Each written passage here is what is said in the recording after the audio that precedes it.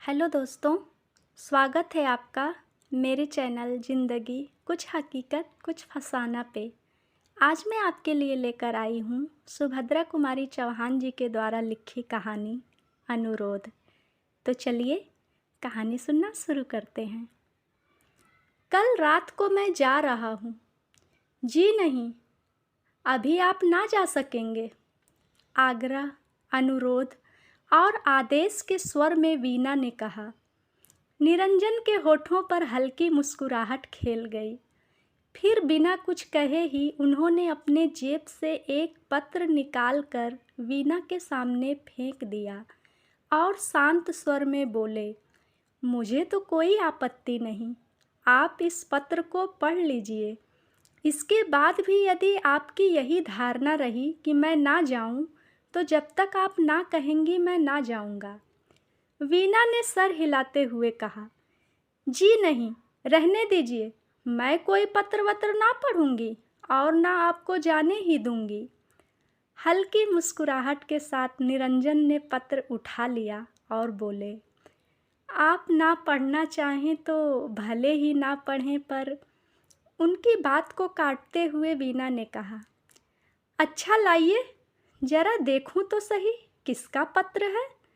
पत्र लेखक मेरा कोई दुश्मन ही होगा, जो इस प्रकार अनायास ही आपको मुझसे दूर खींच ले जाना चाहता है। निरंजन हंस पड़े और हंसते हंसते बोले, पत्र पढ़ लेने के बाद पत्र लेखक को शायद आप अपना दुश्मन ना समझकर मित्र ही समझें।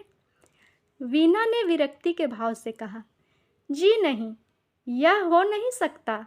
जो आपको मुझसे दूर खींच ले जाना चाहे वह कोई भी हो, मैं तो उसे अपना दुश्मन ही कहूँगी। निरंजन ने कहा, सच?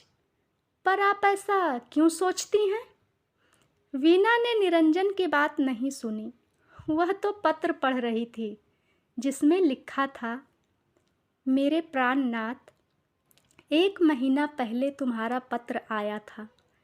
तुमने लिखा था कि यहाँ का काम 1-2 दिन में निपटा कर रविवार तक घर अवश्य आ जाऊँगा।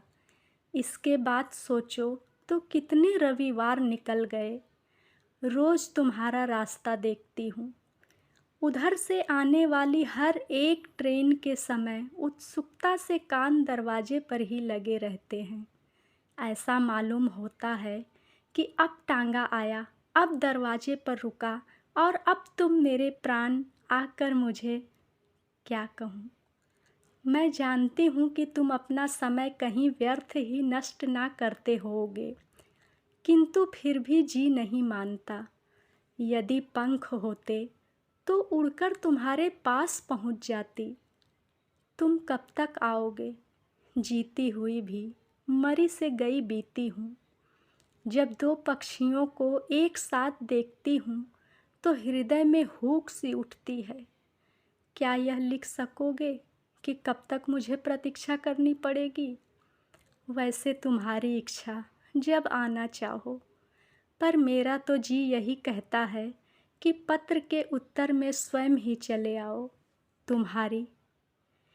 पत्र पढ़ते पढ़ते कई बार वीणा के चेहरे पर विषाद की एक झलक आई और चली गई।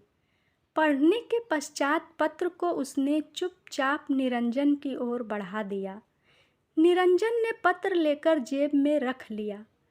कुछ क्षण तक दोनों चुपचाप बैठे रहे। फिर वही रोज का कार्यक्रम, उमर खयाम की रुबाइयों का अनुवाद आरंभ हो गया। निरंजन शांत और अविचल थे, किंतु वीणा स्वस्थ ना थी। आज वह रुबाइयों को ना तो ठीक तरह से पढ़ ही सकती थी और ना उनका अनुवाद ही कर सकती थी। निरंजन से वीणा की मानसिक अवस्था छिपी ना रह सकी। उन्होंने कहा, आज आप अनुवाद का काम रहने ही दें, कल हो जाएगा। चलिए थोड़ी देर ग्रामोफोन सुने। बाजे में चाबी भर दी गई, रिकॉर्ड चढ़ा दिया गया। इंदु बाला का गाना था, सजन तुम काहे को नेहा लगाए, सजन तुम काहे को नेहा लगाए। 1, 2, 3, वीना ने बार बार इसी रिकॉर्ड को बजाया। तब तक वीना के पति कुंज बिहारी ऑफिस से लौटे और बोले, वीना, तुमसे कितनी बार कहा कि इतनी मेहनत मत किया करो, पर तुम नहीं मानती। जरा अपना चेहरा तो जाकर शीशे में देखो, कैसा हो रहा है। वीना कुछ ना बोली। निरंजन ने कहा, जी हाँ, यही बात तो मैं भी इनसे कह रहा था कि आप इतनी मेहनत ना करें, सब काम होता रहेगा। उस दिन निरंजन के जाने के बाद वीना ने रात भर जागकर सारी रुबाइयों का अनुवाद कर डाला। अब केवल एक बार देख लेने ही की आवश्यकता थी। निरंजन की पत्नी का पत्र पढ़ लेने के बाद वीना अपने आप ही अपनी नज़रों में गिरने लगी।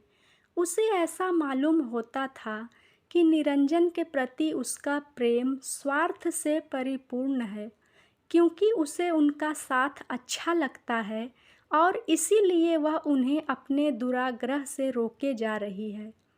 निरंजन की पत्नी की नम्रता और उसके सील और विश्वास के सामने वीना अपनी दृष्टि में स्वयं ही बहुत हीन लगने लगी। निरंजन बहुत नम्र प्रकृति के पुरुष थे और विशेषकर स्त्रियों के साथ वे और भी नम्रता से पेश आते। यही कारण था कि वे वीना का आग्रह ना टाल सके।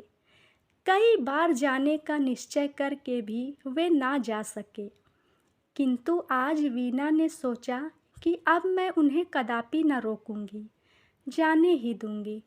मैं जानती हूँ कि उनका जाना मुझे बहुत अखरेगा, परंतु यह कहाँ का न्याय है कि मैं अपने स्वार्थ के लिए एक पति पत्नी को अलग अलग रहने के लिए बाध्य करूँ। ना, अब यह ना होगा। जो बीतेगी वह सहूंगी, पर उन्हें अब ना रोकूंगी। दूसरे दिन समय पर ही निरंजन आए।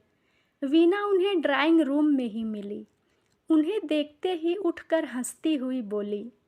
यद्यपि उसकी वह हंसी होठों तक ही थी, उसकी अंतर आत्मा तो रो रही थी। उसे ऐसा जान पड़ता था कि निरंजन के जाते ही उसे उन्माद हो जाएगा। कहिए निरंजन जी, आपने जाने की तैयारी कर ली? निरंजन ने नम्रता से कहा, जी नहीं, मैं आज कहाँ जा रहा हूँ। मैं तो जब तक आपकी रुबाइयों का अनुवाद न हो जाएगा तब तक यहीं रहूँगा। वीना बोली, मेरी तो सब रुबाइयों का अनुवाद हो गया, आप देख लीजिए।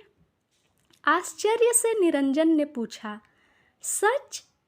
मालूम होता है आपने रात को बहुत मेहनत की है। वीना, हाँ, मेहनत तो ज़रूर की है, किंतु आपको आज जाना भी तो है।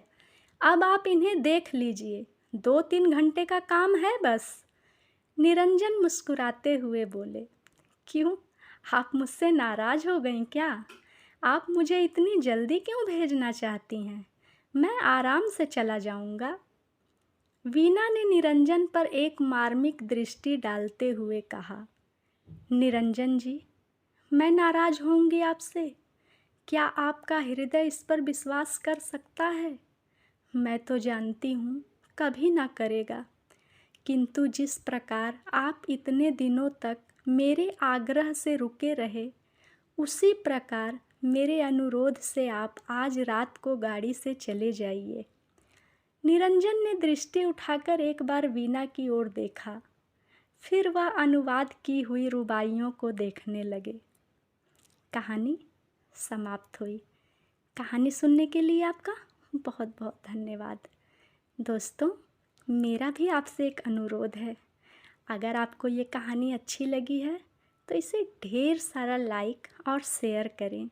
और हाँ, ऐसी अच्छी अच्छी कहानियाँ सुनने के लिए मेरे चैनल को सब्सक्राइब करना बिल्कुल भी ना भूलें और साथ में लगे बेल आइकन को भी प्रेस कर दें, ताकि मैं जब भी कहानी अपलोड करूं तो आपको नोटिफिकेशन मिल जाए। तो अब आप मुझे इजाज़त दीजिए, मैं आपसे फिर मिलूँगी किसी नई कहानी के साथ।